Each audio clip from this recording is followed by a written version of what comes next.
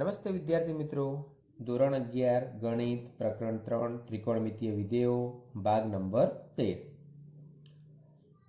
સ્વાધ્યાય 3.5 નો પ્રશ્ન નંબર 10 રકમ છે a cos a plus b cos b plus c cos c equal to 2a sin b sin c આપણે સાબિત કરવાનું છે। તો સ્વાભાવિક છે કે અહીંયા ડાબી બાજુ જે છે એ મોટી દેખાય છે, તો આપણે ડાબી બાજુથી શરૂઆત કરીએ। तो कि a cos a plus b cos b plus c cos c। હવે આની અંદર જે રીતે અહીંયા જવાબ આપ્યો છે તે સાઇન વાળા પદોની જરૂરિયાત છે, તો એવું કહી શકાય કે આપણે cos a cos b કે cos c ની સૂત્ર મૂકીશું નહીં, પરંતુ સ્મોલ a સ્મોલ b અને સ્મોલ c ના જે તે સૂત્રો મૂકીશું। બરાબર છે। तो स्मॉल ए तरीके આપણું सूत्र કયું બનશે? તો સ્મોલ a તરીકે આપણું सूत्र છે sin a upon k into cos a plus sin b upon k into cos b plus sin c upon k into cos c। चलो આટલા સૂત્રો।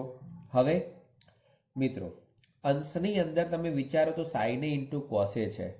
જો 2 sin a into cos a હોત તો આપણે એમના માટે જે તે સૂત્ર વાપરી શકતા। તો એનો મતલબ એવું કરીએ કે 2 વડે ગુણાકાર 2 વડે ભાગાકાર કરી દઈએ બધા પદોને, તો આખામાંથી k કોમન નીકળશે અને 2 વડે ભાગાકાર કર્યા તે અંદર 2 વડે ગુણીએ છીએ તો 2 sin a cos a plus 2 sin b cos b plus 2 sin c cos c। चलो 1/2k। चलो आ पद शू थई जशे sin 2a plus sin 2b plus હવે આ પદ જે છે એ આમ તો sin 2c થઈ શકે છે, બરાબર। તમે sin 2c લખશો તો પણ ચાલશે, પરંતુ મિત્રો આપણે આગળ એની એવા જ સ્વરૂપની જરૂરિયાત છે। કેમ? કારણ કે sin c આપણે જરૂર છે એટલા માટે। ઓકે, તો એને આપણે એમ રાખીએ 2 sin c into cos c। હવે અહીંયા s plus s નું આપણે સૂત્ર વાપરવું છે, તો s plus s નું સૂત્ર કયું થઈ શકે?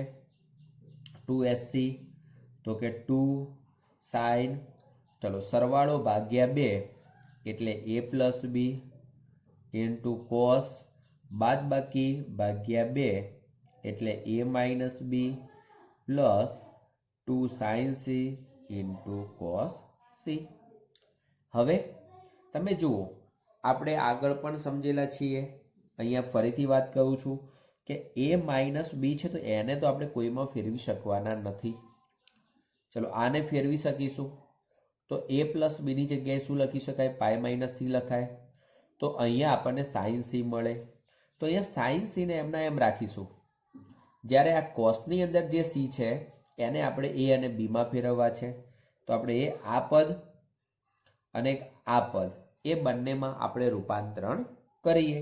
સાથે સાથે બંનેમાંથી 2 કોમન કાઢીને 2 ને અહીંયા ઉડાડી દઈએ છીએ, તો 1/k કૌંસમાં ચલો sin pi minus c into cos a minus b plus sin c into cos pi minus a plus b। चलो तो 1/k, चलो आ पद थसे sin c, आ पद तो cos a minus b छे ज प्लस sin c एमना एम। चलो आ पद ध्यानथी जोजो cos pi minus x એટલે માઇનસ cos x થાય, તો એ નિયમ પ્રમાણે આપણે આ જગ્યાએ માઇનસ કરી દઈએ અને cos a plus b થઈ શકે। હવે બંનેમાંથી હું માઇનસ sin c કોમન કાઢું છું। કેમ માઇનસ sin c કોમન કાઢું છું?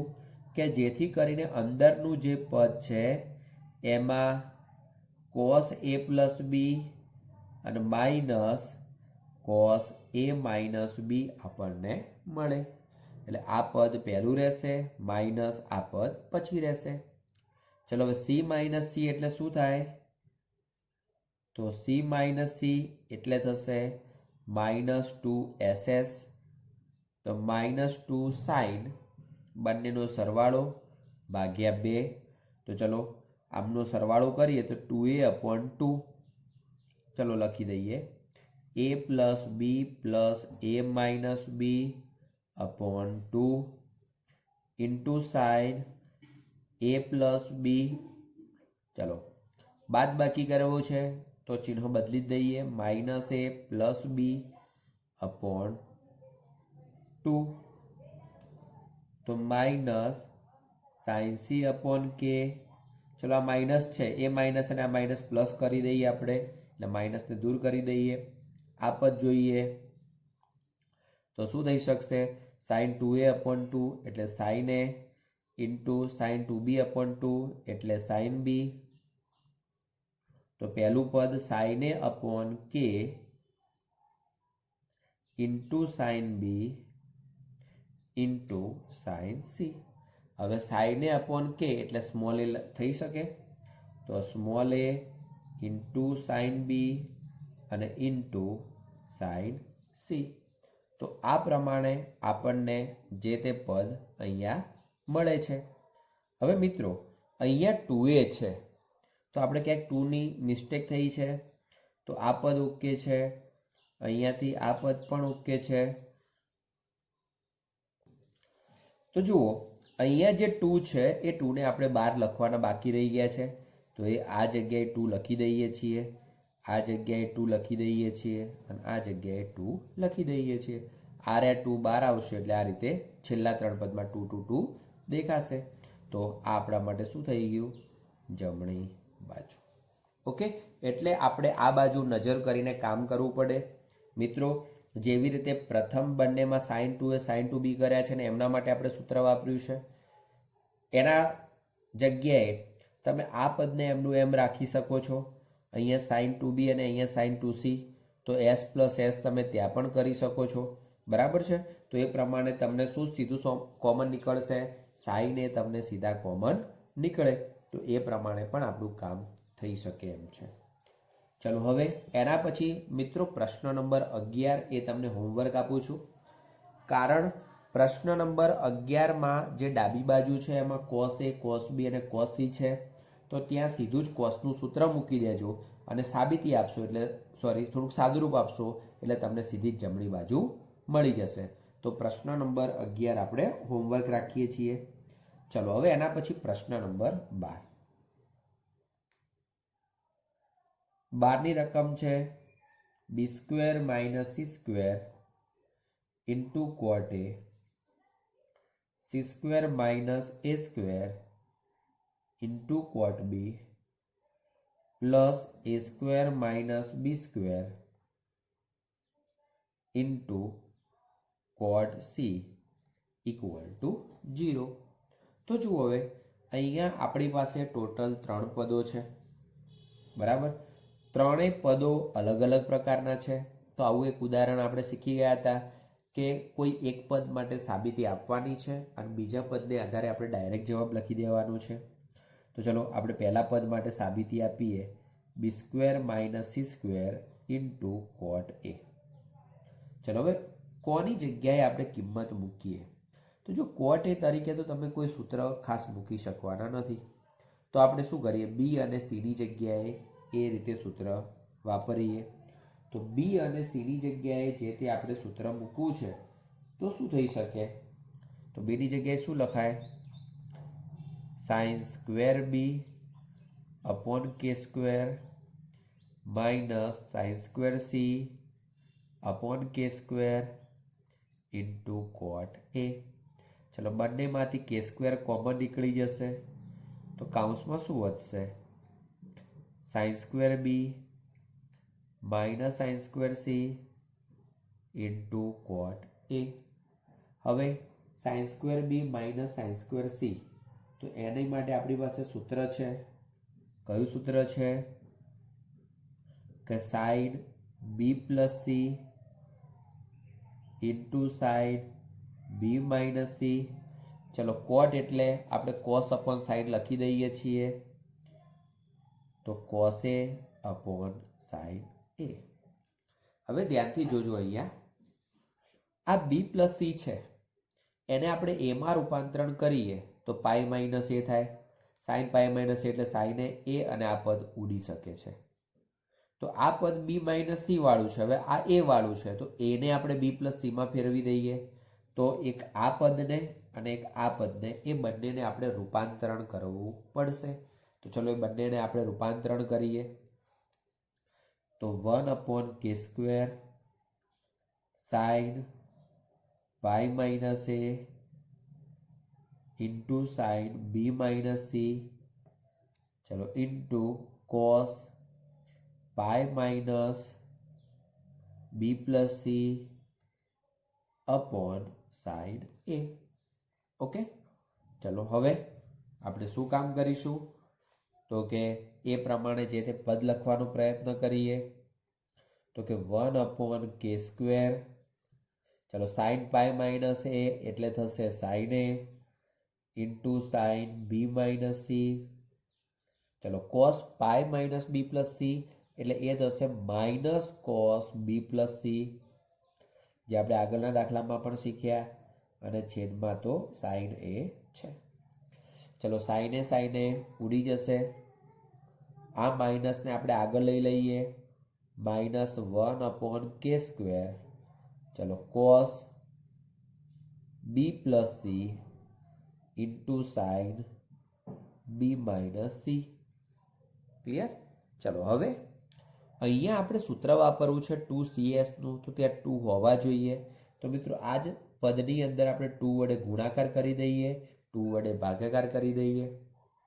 હવે 2CS, તો S માઇનસ S નું સૂત્ર થઈ શકે.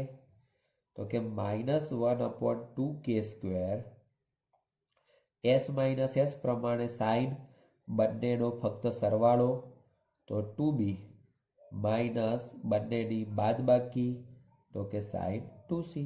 જોઈ લેજો, આની નાની બાદબાકી. હવે આ માઇનસને હું અંદર ગુણી દઉં છું, તો 1/2k² sign 2c minus sign 2b આપણને મળ્યા.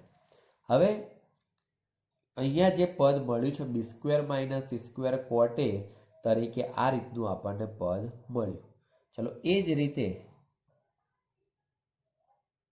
આપણે બીજા પદ માટે વિચારીએ તો શું થાય, c² માઇનસ a² કોટ બી.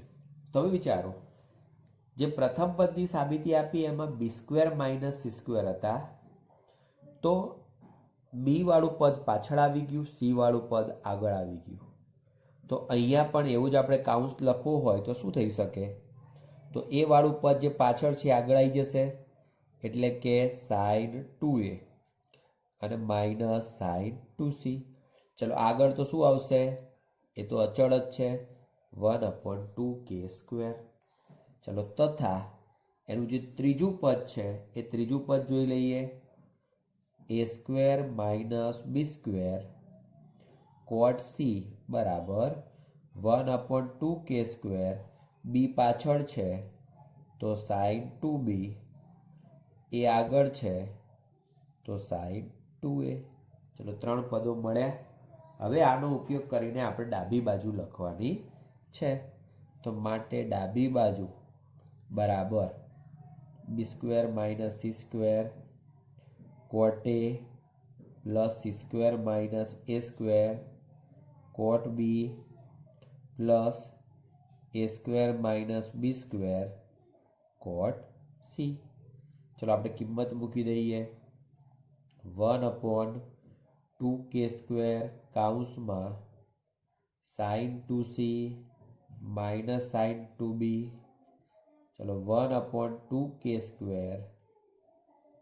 Sign 2a minus sine 2c plus 1/2k² sine 2b minus sine 2a.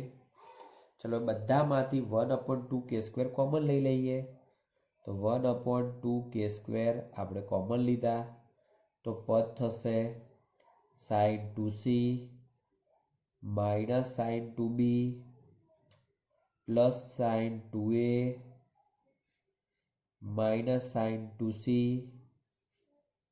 Plus sin 2b અને માઇનસ sin 2a. તો હવે જુઓ તમે જે કાઉન્સ છે એ કાઉન્સ તો શું થઈ જશે 0 થઈ. તો 1/2k² ઇન્ટુ 0 ઇક્વલ ટુ 0 બરાબર જમણી બાજુ.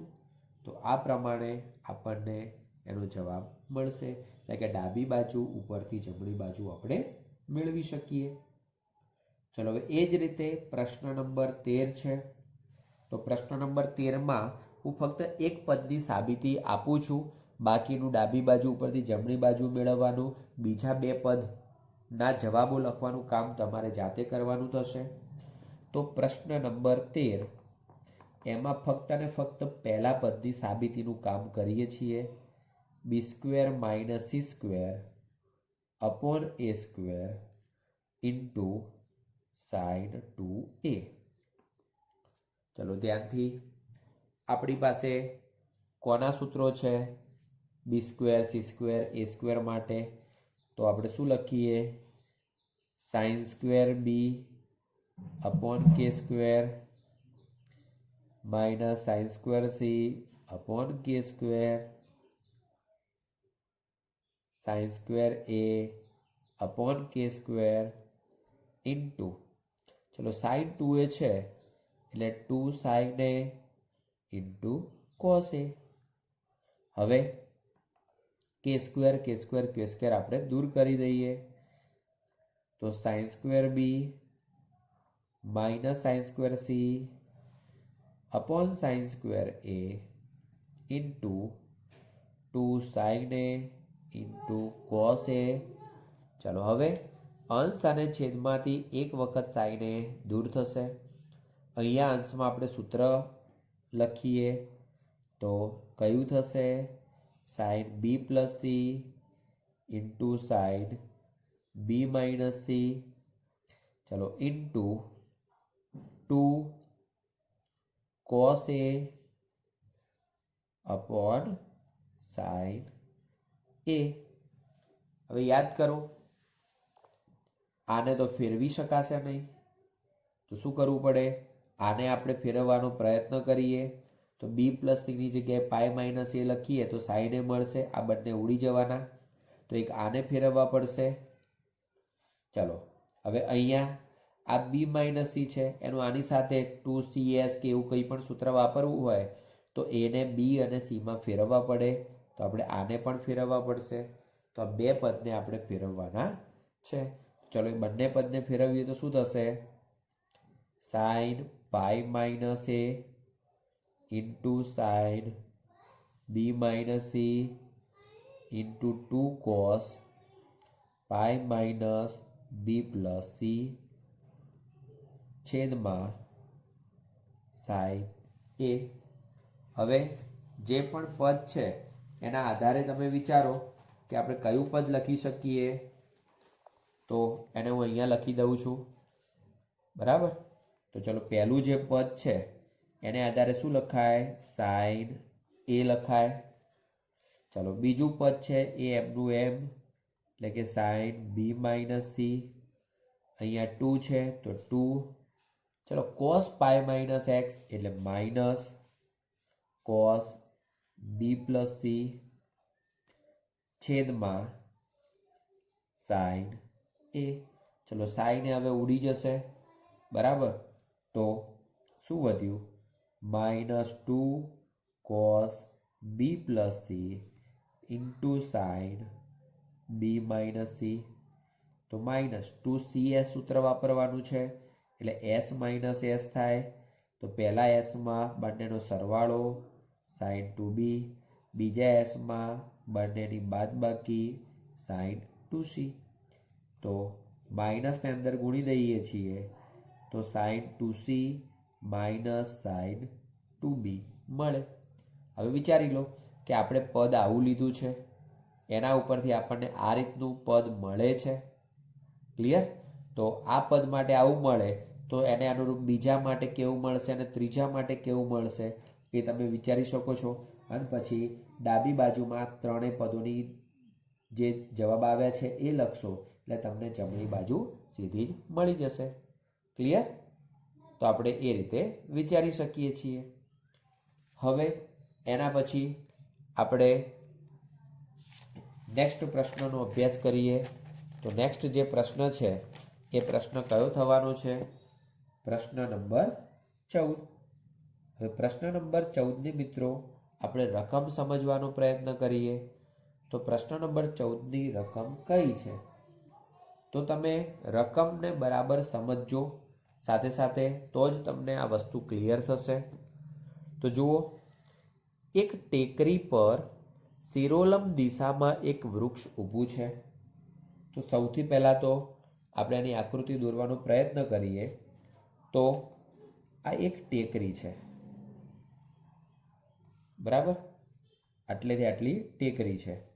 હવે એ ટેકરી ઉપર, આમ તો ટેકરી એટલે આ રીતે ત્રિકોણાકાર જેવું હોવું જોઈએ, પણ આપણે એવું દોરતા નથી.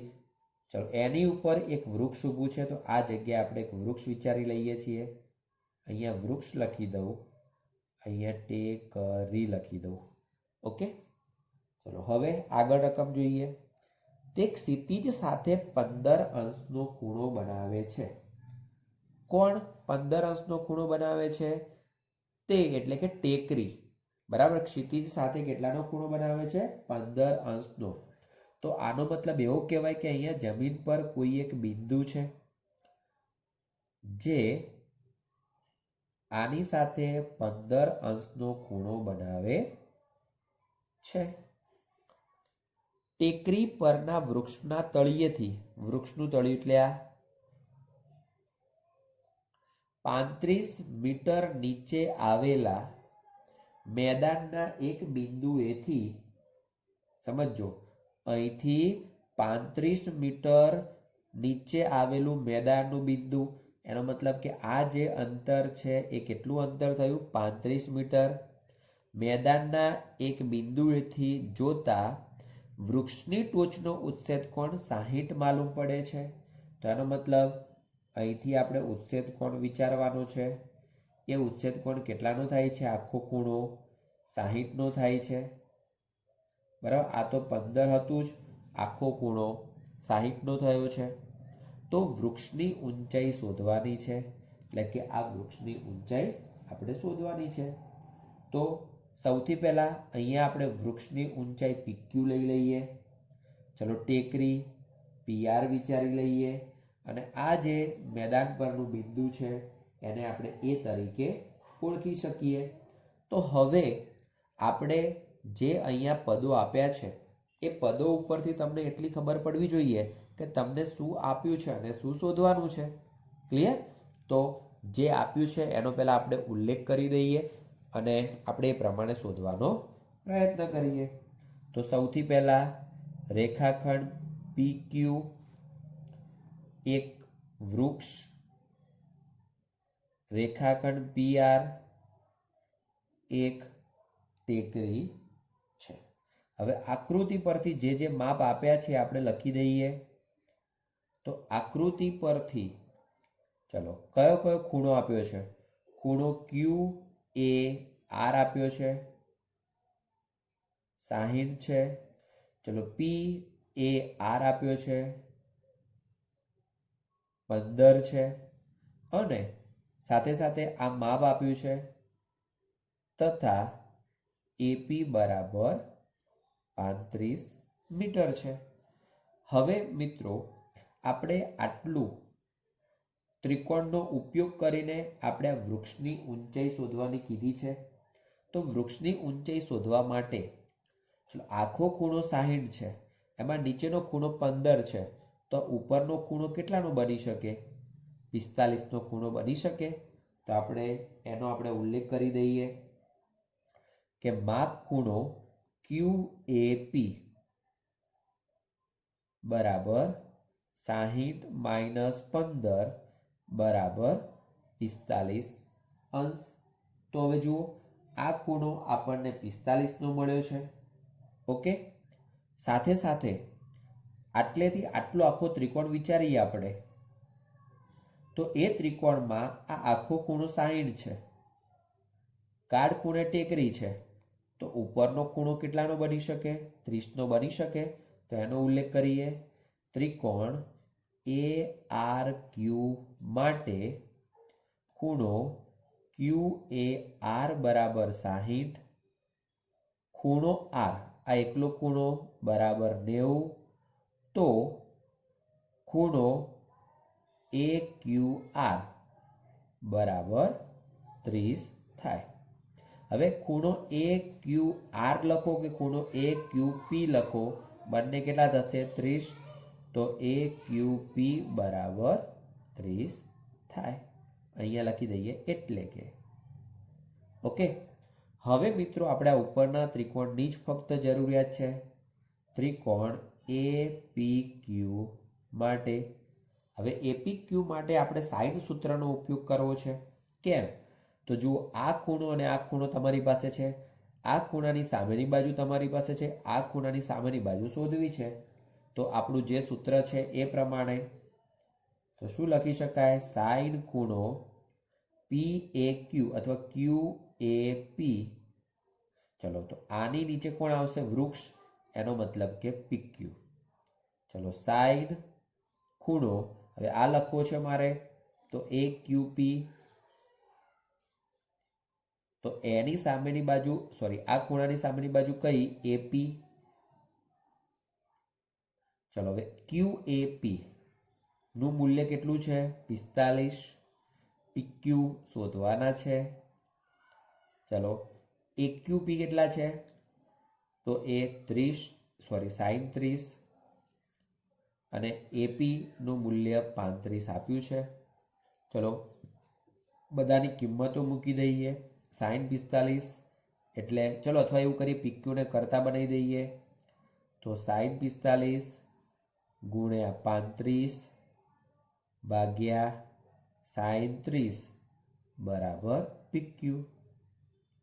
તો માટે PQ બરાબર, ચલો, sin 45 એટલે 1/√2, 35 છે, sin 30 એટલે 1/2. ચલો, 2 છેદના છેદવાળા અંશમાં જશે, એનો આની સાથે છેદ ઉડશે, એટલે કે 35√2 મીટર. તો આનો મતલબ શું થયો? કે વૃક્ષની ઊંચાઈ કેટલી મળશે? માટે વૃક્ષની ઊંચાઈ 35√2 મીટર હોય અથવા થાય. તો સૌથી પહેલા તમને જે પ્રમાણે વાક્ય રચના આપેલી છે એ વાક્ય રચના પ્રમાણે તમારે આકૃતિ ડ્રો કરવાની છે, અને આકૃતિ ડ્રો કર્યા પછી આપણે કોનો કેવી રીતે ઉપયોગ કરીશું અને કોનું મૂલ્ય મળશે. તો આપણે એટલું યાદ રાખવાનું છે કે ઉપરના ત્રિકોણ માટે આપણે સાઇનનું વિચાર કરવો છે. તો સાઇનનો વિચાર કરવા માટે આ એક ખૂણો તો તમારી પાસે દેખીતી રીતે દેખાય જ છે. આ બીજો ખૂણો કેટલો થાય એ ખાલી વિચારવું પડે, અને એ બંને ખૂણા અને આ જે બાજુ આપી છે એમનો ઉપયોગ કરીને આપણે એનો જવાબ મેળવી શકીએ છીએ. ચલો, હવે એના પછી છે પ્રશ્ન નંબર 15. પ્રશ્ન નંબર 15 અગત્યનો છે, બરાબર? એની રકમને તમે ધ્યાનથી જોવાનો પ્રયત્ન કરો. તો શું છે? બે જહાજ એક સાથે બંદર છોડે છે, બરાબર? એક જહાજ 24 કિમી પ્રતિ કલાકની ઝડપે ઈશાન દિશામાં અને બીજું જહાજ 32 કિમી પ્રતિ કલાકની ઝડપે દક્ષિણથી પૂર્વ દિશા સાથે 75ના ખૂણે જાય છે.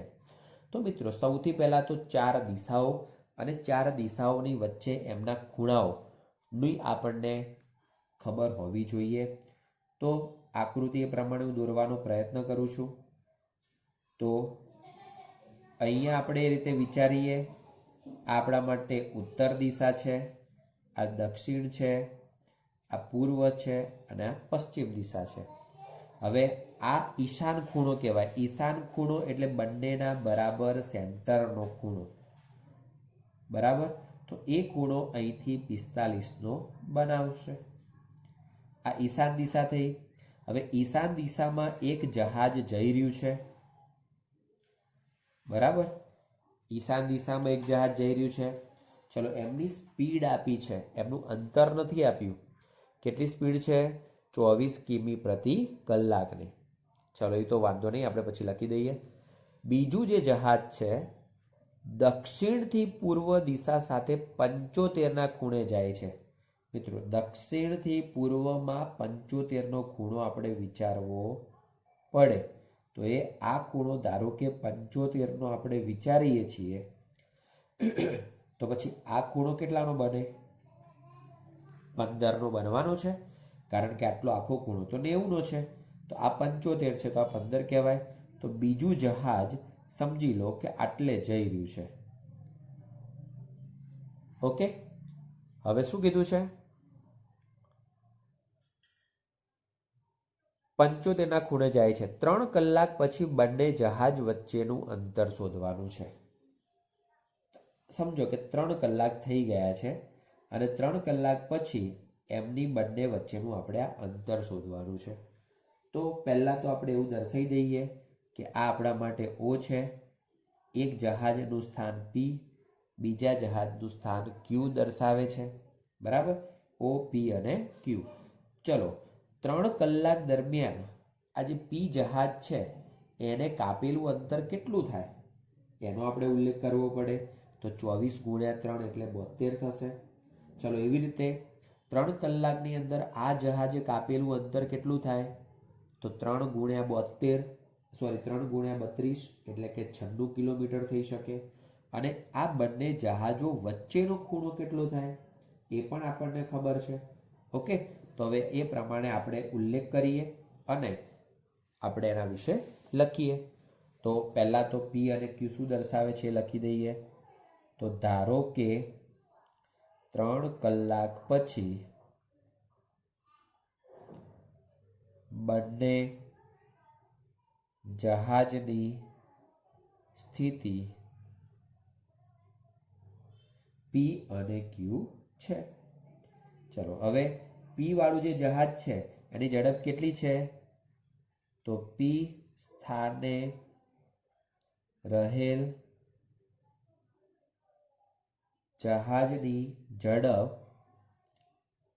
24 કિમી પ્રતિ કલાક છે.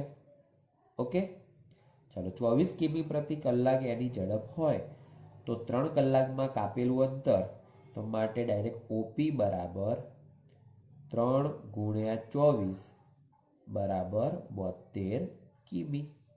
ચલો, એવી જ રીતે Q સ્થાને રહેલ જહાજની ઝડપ 32 કિમી પ્રતિ કલાક છે. તો માટે OQ બરાબર 3 ગુણ્યા 32 બરાબર 96 કિમી.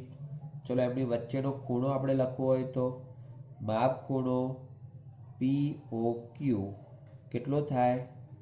45 વત્તા 15. તો 45 વત્તા 15 એટલે કેટલાનું? 60. તો હવે મિત્રો, તમારી પાસે ત્રિકોણ તૈયાર છે.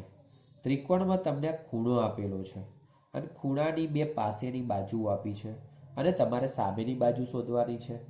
તો આના માટે તમારે કોસાઇન સૂત્ર વાપરવું પડે. તો કોસાઇન માટે આ ખૂણાનો આપણે ઉલ્લેખ કરવો પડશે. તો ચલો, એ જે ખૂણો છે એ પ્રમાણે આપણે માપને હાથે બધું લખી દઈએ. તો યાદ કરજો કે કોસાઇન સૂત્રમાં જે સૌથી પહેલું સૂત્ર આપણે લખ્યું હતું એનો આપણે ઉપયોગ કરીએ. તો કે આ બાજુનો વર્ગ બરાબર આ બે બાજુનો વર્ગ માઇનસ 2 ગુણ્યા એ બે બાજુનો ગુણાકાર ને ગુણ્યા કોસનું મૂલ્ય. તો આપણે એ રીતે લખી દઈએ. તો અહીંયા ઉલ્લેખ કરું છું કે કોસાઇન સૂત્ર પરથી PQ નો સ્ક્વેર બરાબર OP નો સ્ક્વેર વત્તા OQ નો square minus 2 into OP into OQ into cos 60 direct આપણે લખી દઈએ છીએ. ચલો, OP તો ઓપી તરીકે આપણે લખ્યા છે 72, તો કે 72 નો વર્ગ. ઓક્યુ તરીકે આપણે લખ્યા છે 96, તો કે 96 નો વર્ગ. 2 ગુણ્યા 72 ગુણ્યા 96 ગુણ્યા ચલો cos 60 એટલે એની કિંમત મળશે 1/2. ચલો 72 નો વર્ગ કેટલો? તો કે 5184. 96 નો વર્ગ કેટલો? તો 9216 અને માઇનસ અહીંયા 2 ઉડી જશે. 72 ગુણ્યા 96 એટલે 6912. ચલો હવે આમનું સરવાળા બાદબાકી તમે કરશો તો 7488 આપણને મળ્યું. તો 7488 એ આપણને શું મળ્યું કહેવાશે? PQ નો સ્ક્વેર. તો હવે PQ લખવા હોય તો આપણે એમનું વર્ગમૂળ કરવું પડે. તો આમનું વર્ગમૂળ થશે 86.53. તો આટલા કિમી આપણને મળશે. તો 86.53 કિમી આપણને મળે છે. તો એ શું છે? 3 કલાક પછી બંને જહાજ વચ્ચેનું અંતર છે. તો માટે 3 કલાક પછી બંને જહાજ વચ્ચેનું અંતર 86.53 કિમી હોય. ઓકે, તો આ વિડીયોમાં આપણે આટલા સુધીનો અભ્યાસ કરીએ છીએ. મિત્રો, પ્રશ્ન નંબર 16 જે છે એ પ્રશ્ન નંબર 16ની આકૃતિ પણ આ જ રીતે આવે છે. બરાબર છે? ખાલી અહીંયા આકૃતિ તમને સમજાવી દઉં છું.